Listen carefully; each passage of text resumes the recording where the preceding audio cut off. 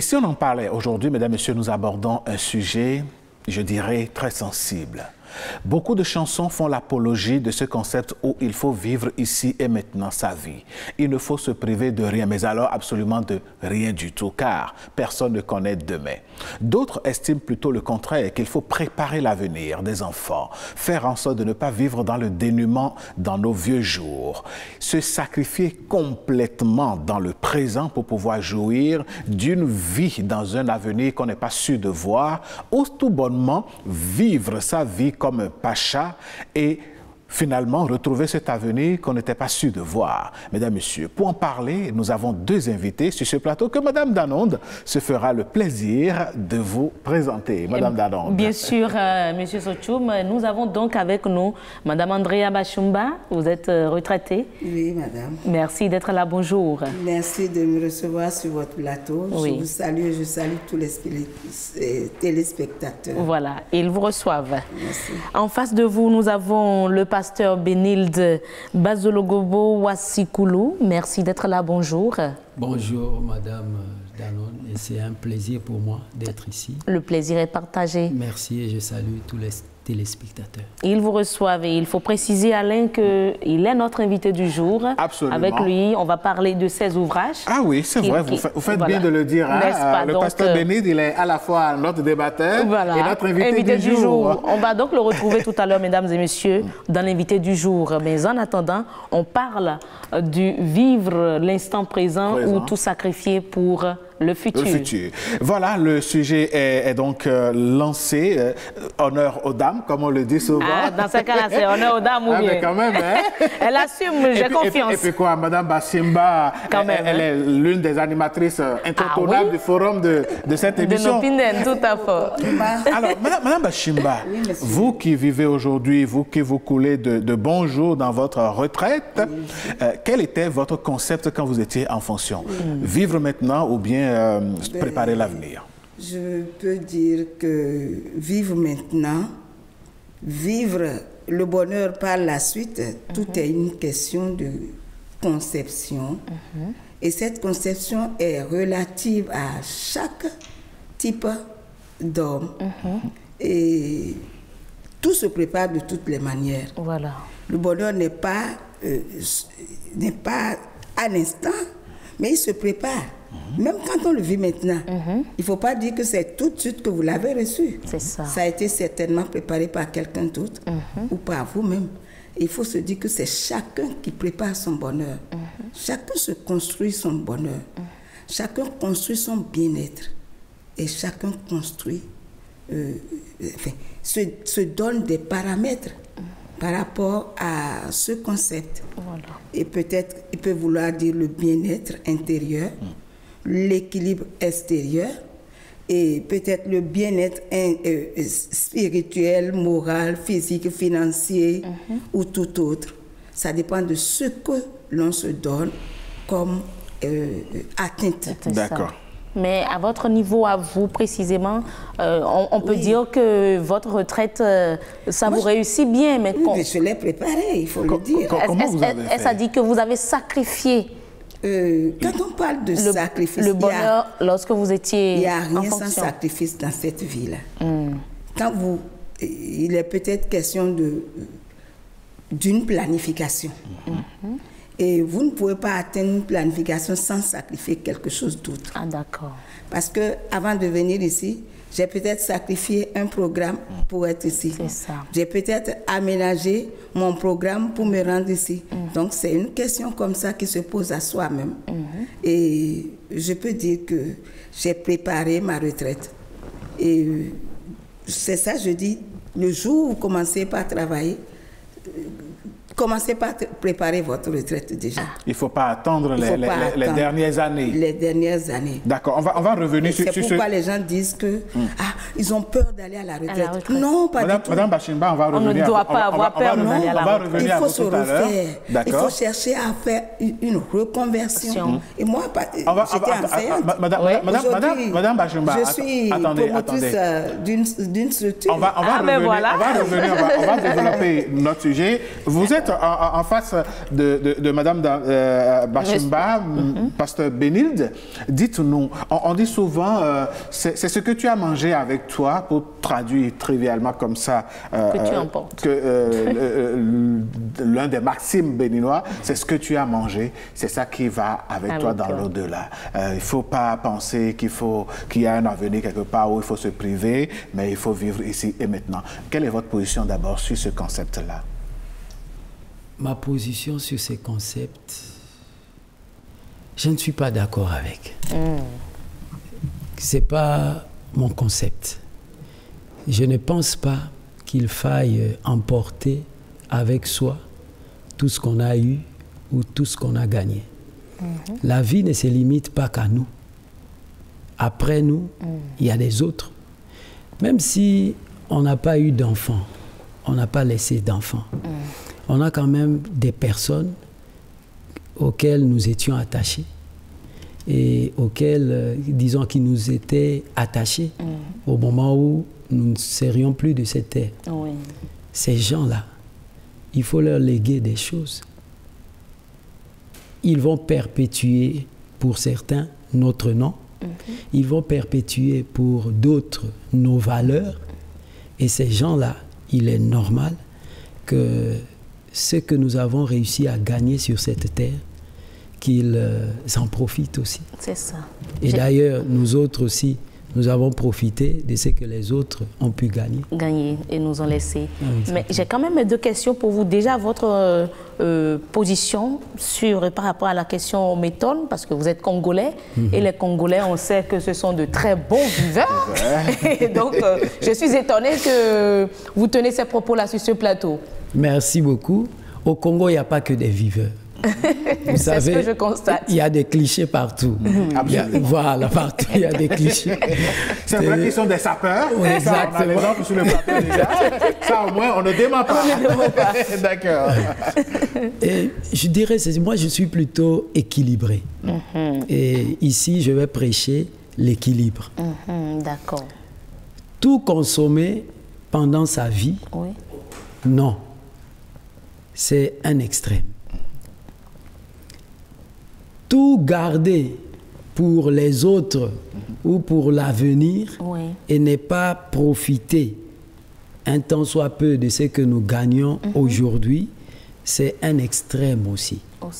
Je pense qu'il est important d'être équilibré, économiser, préparer l'avenir, même si ce n'est pas notre propre avenir, mais l'avenir des autres, de notre descendance et autres, c'est très important. Et je crois que c'est d'ailleurs là, moi-même, ma deuxième question, vous êtes plus accroché à ce que vous allez laisser à la progéniture, l'héritage, l'Africain vraiment se consacre à ça. Mais que diriez-vous alors de ces personnes-là qui ont tout fait pour tout laisser à la progéniture et qu'après leur départ, on constate que cette progéniture-là se tue pour ce que le père ou la mère s'est sacrifié pour le laisser. Exactement, c'est ce que je voulais dire. N'est-il pas mieux de tout manger et de partir avec? Non, non. Non, non. Il ne faut pas tout manger et partir avec. Non. Ça, je pense que je suis pasteur. La parole de Dieu ne nous l'enseigne pas. Que dit la parole de Dieu? La parole de Dieu nous dit ceci. Je vais citer le Seigneur lui-même qui dit, la Bible dans le livre de Genèse dit que le Seigneur s'est dit, cacherai-je ceci à Abraham, mon serviteur, mon ami?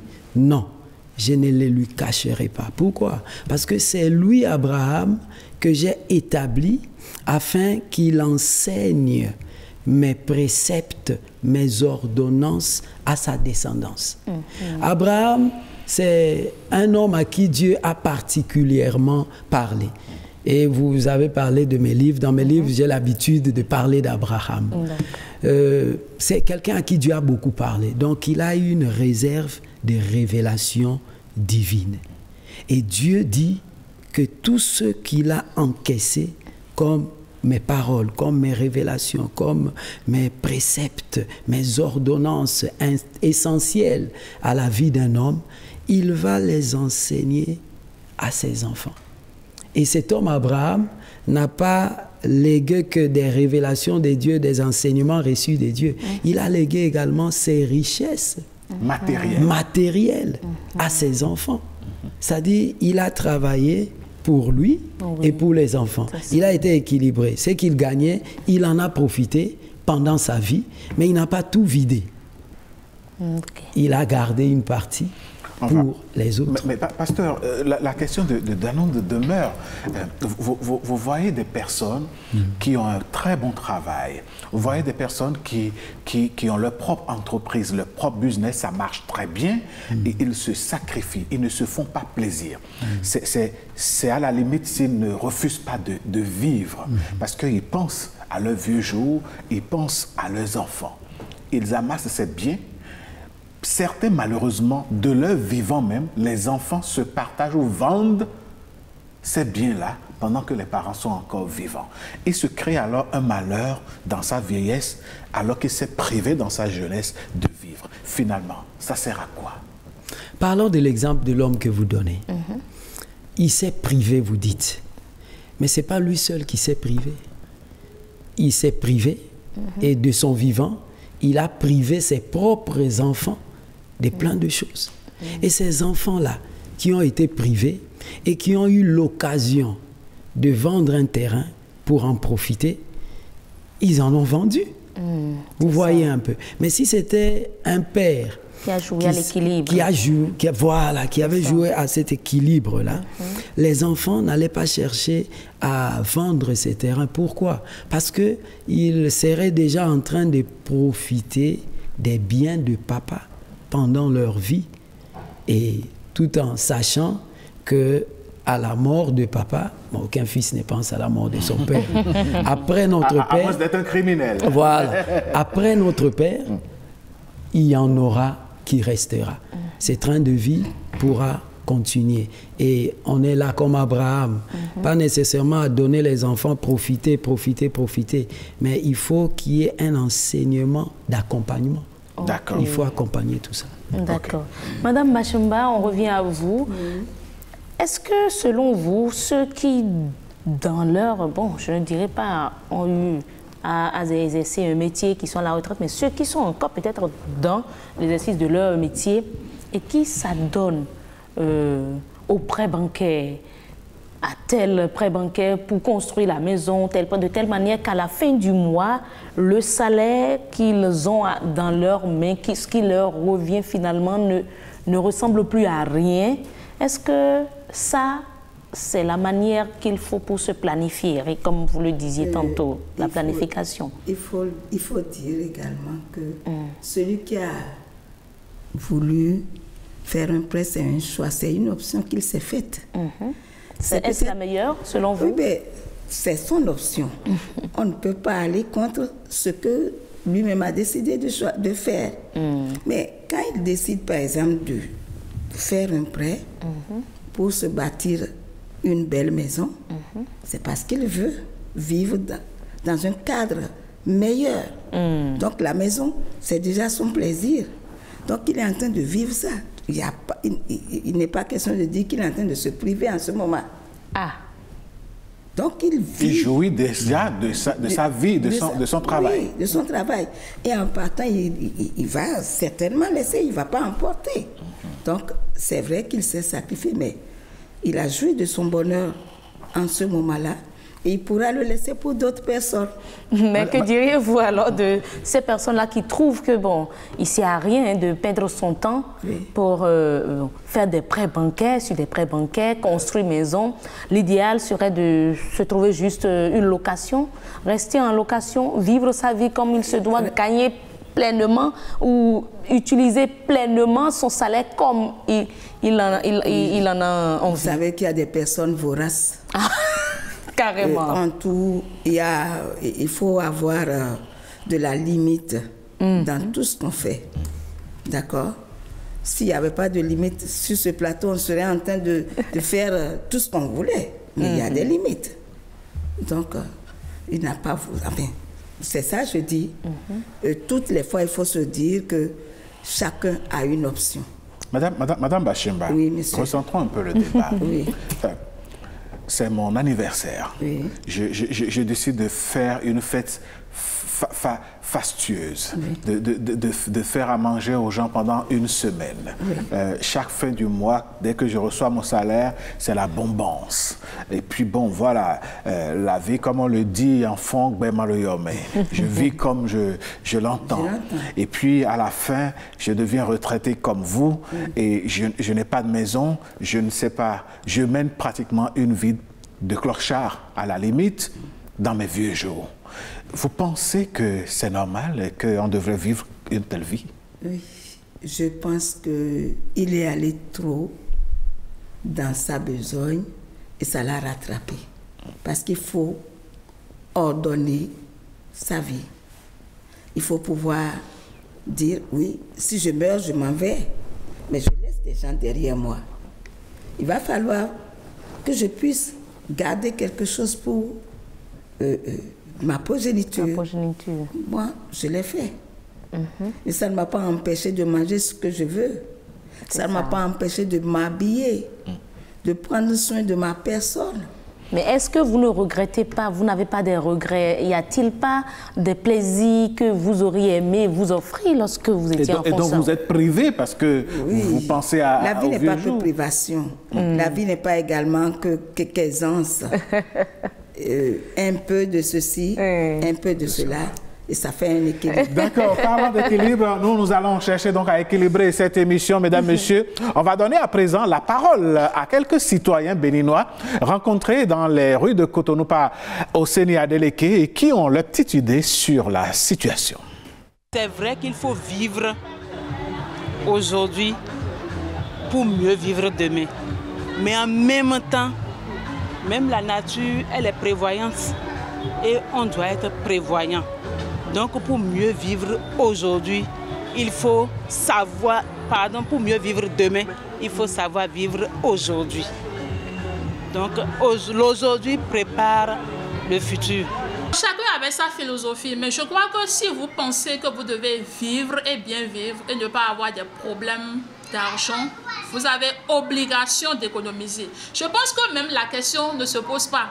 Tout le monde est d'accord qu'il faut économiser, qu'il faut épargner. Si vous vivez au jour le jour, vous ne prévoyez rien pour des cas de maladie, des cas de deuil, des cas d'accident ou quelque chose. Vous n'avez pas d'imprévu et que vous bouffez votre argent au jour le jour, vous serez confronté à des situations où vous n'aurez pas le choix que de mendier.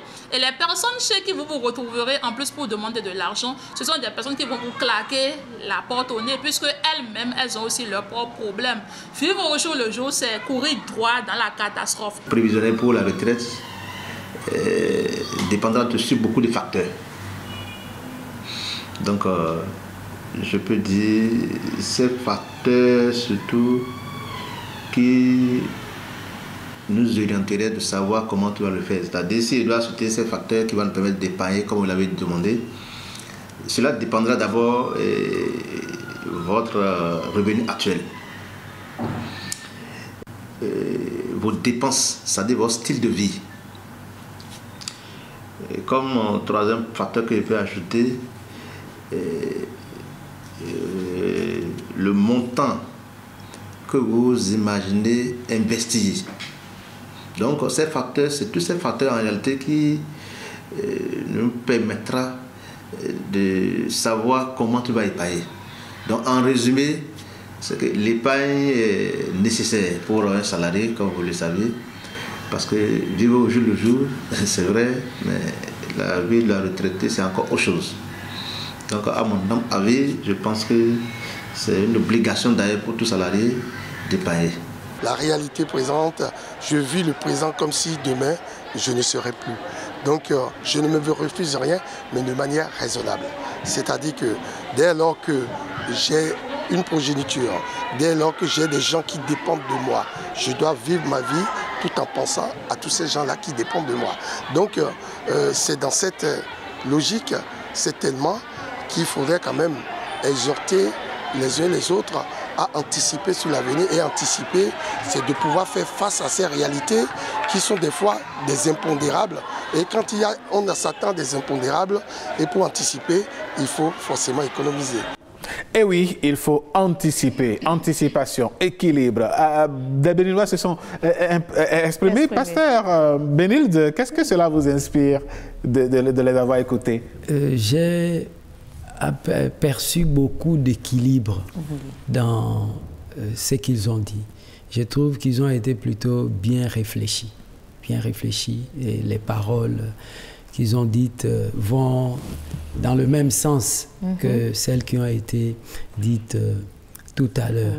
J'ai écouté un intervenant dire qu'il ne se prive de rien, mais il voit quand même tout ça. Et j'en fais un petit commentaire. Je pense plutôt qu'il se prive de certaines choses. N'est-ce pas? Tant qu'il pense à la progéniture. Il ne se donne pas toute la liberté de la liberté. Non, il ne se donne pas toute la liberté. Ce n'est pas possible quand on veut penser à ceux qui viennent après nous. Mais bon, ok. Comment, avant de venir à Madame Bashimba, comment expliquez-vous que dans la société, des gens sont prêts, des gens qui n'ont même pas, en greffe, les moyens, se plaisent de mener une vie qui n'est pas la leur, et puis après, se retrouvent dans le dénuement? Quelle est cette psychologie-là? Comment est-ce qu'on peut corriger ça, si tant est qu'il faut la corriger? Je pense que cela demande simplement, c'est qui l'homme? Ou je dirais même, c'est quoi l'homme? Vous savez, la parole de Dieu dit ceci. Ne sois pas méchant à l'excès. Pourquoi te détruirais-tu? Elle ajoute, ne sois pas juste à l'excès. Pourquoi te ferais-tu du mal? Donc, quand on est concentré sur un extrême, ça peut être soit de la méchanceté, soit de la méchanceté excessive, soit de la justice excessive. Ce sont des extrêmes. Et les hommes, nous sommes comme ça. Certains sont très justes, trop justes, et ça, c'est pas bon. Dans la vie, il faudrait être équilibré. J'étais dans un taxi. Et certains sont méchants, carrément méchants. Voilà, carrément méchants, trop méchants. Et c'est pas bon non plus. J'étais dans un taxi un jour et un débat s'est fait. C'était un taxi de Kinshasa. Et dans le taxi, moi, avec toute ma fougue de jeunesse, je parlais de certains principes qu'il faut observer, tout ça. Il y a quelqu'un dans le taxi qui m'a fait comprendre que oui, les principes là, c'est bon, c'est bon. Mais il y a certains cas où il faut mettre le principe de côté. Et dans la parole de Dieu, on le retrouve. Les pharisiens, par exemple. Les pharisiens avaient des principes et ils étaient excessifs dans l'application de ces principes et dans les suivis de l'application de ces principes vers les autres. Mais eux-mêmes, parfois, ils se les appliquent pas. Voilà, ils se les appliquent pas. Et ça, c'est quoi? Évitons les extrêmes. Et pour ça, il faut des émissions comme celle-ci. Il faut des conseils des aînés. Il faut des enseignements. Les conseils, vous allez en donner tout à l'heure. Comment rester dans l'équilibre? Vous allez nous aider à avoir les infos. Alors, Madame Bashimba, vous avez suivi comme le pasteur la vie des citoyens. Vous en pensez quoi? J'ai compris que certains étaient pour le fait qu'il faille vivre au jour le jour, c'est vrai. Mais il faut également penser à la relève. Sinon, quand vous finissez, qui pourra voir la suite? Il faut qu'il y ait des gens pour voir ce que je vous ai fait. Vraiment. Voilà. D'accord, mais il y a quand même un aspect que nous sommes en train d'omettre, évoqué dans l'introduction de Alain, c'est l'aspect incertitude. Le lendemain, la retraite que nous préparons, le futur auquel nous aspirons, un futur meilleur, mais qui est quand même incertain. On n'a pas su de voir ce futur. On n'est vraiment pas sûr de le revoir parce que... Et pourquoi s'engager pour? Oui, ça c'est une question d'homme. Et il faut toujours prévoir. Il faut anticiper. Il faut toujours prévoir. Il faut anticiper. Il faut dire, je laisse pour quelqu'un d'autre. Mais je ne suis pas sûre d'être... C'est pas moi. Peut-être que des gens ont fait pour que moi je vois maintenant. Il faut également que je fasse pour que d'autres voient. Donc, si le bonheur, c'est pour demain, aujourd'hui, c'est demain d'hier. Donc, demain, là encore, vous voyez. Donc, il faut comprendre que chaque jour devient demain.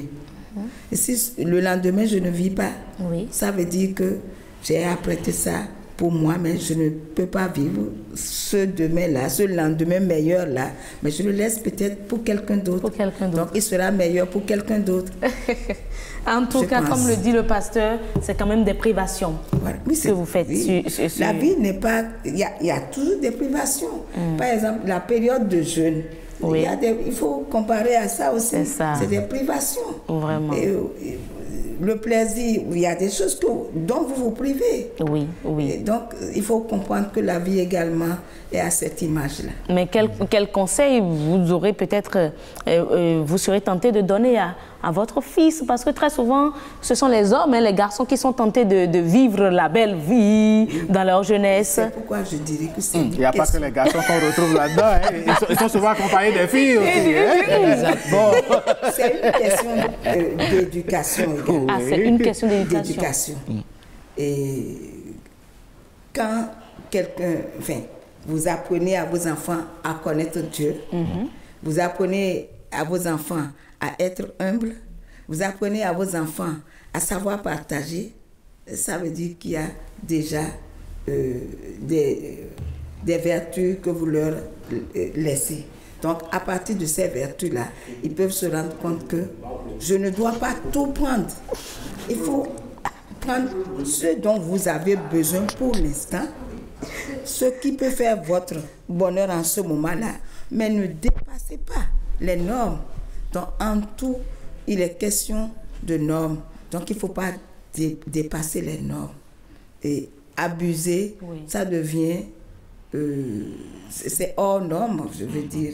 Il faut comme le disait modéré. Comme le dit le pasteur, il faut trouver le juste, l'équilibre qu'il faut. D'accord. Alors, pasteur, comme je le disais, parlons précisément de cet équilibre que nous demandons, nous conseillons aujourd'hui aux téléspectateurs. Comment trouver l'équilibre? Comment trouver l'équilibre? Comment faire le choix qu'il faut, le choix opportun du moment? Première des choses, je vais commencer par dire que je rejoins Madame Bachumba, que c'est un problème d'éducation au départ. C'est un problème d'éducation. Quand on n'a pas été éduqué depuis sa maison à être équilibré, on ne le pourra pas. On ne le pourra pas. Et c'est normal qu'on fasse dès la base. Inculquer ces notions. Exactement. Inculquer ces notions à nos enfants. Parfois, nous interdisons des choses à nos enfants sans leur donner la raison. Grave erreur. Il faut leur expliquer pourquoi il ne faut pas ça. Pourquoi pas maintenant. C'est très important. Donc, cette responsabilité en amont est aux parents déjà dans l'éducation. À part les parents, l'école, les systèmes éducatifs, tout ça, c'est très important d'éduquer les enfants. Maintenant, pour quelqu'un qui n'a pas profité d'une telle éducation, comment faire? Il lui faut chercher une chose, travailler à une chose. Et les conseils que je donnerais, c'est l'amour. Ah oui? Madame Bachumba a parlé tout à l'heure, en répondant à une question, d'une personne qui a économisé, après il n'en profite pas. Et madame disait, c'est normal qu'il ne puisse pas en profiter parce que les autres vont en profiter. Donc on peut, si on garde... Mais je ne vous arrête pas, mais en suivant cette logique, celui qui a économisé pour les autres va se dire, mais moi je n'ai profité de l'économie de personne. Je suis un self-made man, donc voilà. Et c'est l'amour qui résout ça. Mais voilà. L'amour nous amène à ne pas nous concentrer sur nous-mêmes, à ne pas nous concentrer, je dirais, que sur nous-mêmes. Dieu a été clair à Israël. Il a dit, Israël, écoute, tu aimeras le Seigneur ton Dieu de tout ton cœur, de toute ton âme, de toute ta pensée, de toute ta force. Et tu aimeras ton prochain comme toi-même. Comme toi-même. C'est-à-dire, quelque part, tu t'aimes. Tu aimes l'Éternel Dieu, tu t'aimes et tu aimes les autres. Et quand tu aimes Dieu, tu aimes les autres, tout en t'aimant toi-même, tu vis cet équilibre. tu vas jouir de ce que tu gagnes parce que tu t'aimes, mais tu ne vas pas tout prendre pour toi seul. Tu vas réserver pour d'autres aussi, et pendant ta vie et après ton départ. Pourquoi? Parce que tu les aimes. C'est ça. Et le Seigneur aura aussi sa part, parce que tu l'aimes. Ça, c'est clair. Exactement. D'accord. OK. Bon, ben, on aura compris qu'en ayant l'amour dans notre cœur, en pensant aux autres, on ne peut pas se permettre de mener une vie de pacha en ne réfléchissant pas sur l'avenir de ceux qui nous entourent ou bien de ceux qui vont arriver après nous. Mais ce n'est pas aussi l'occasion de se priver totalement. Certes, il faut chercher le bon équilibre.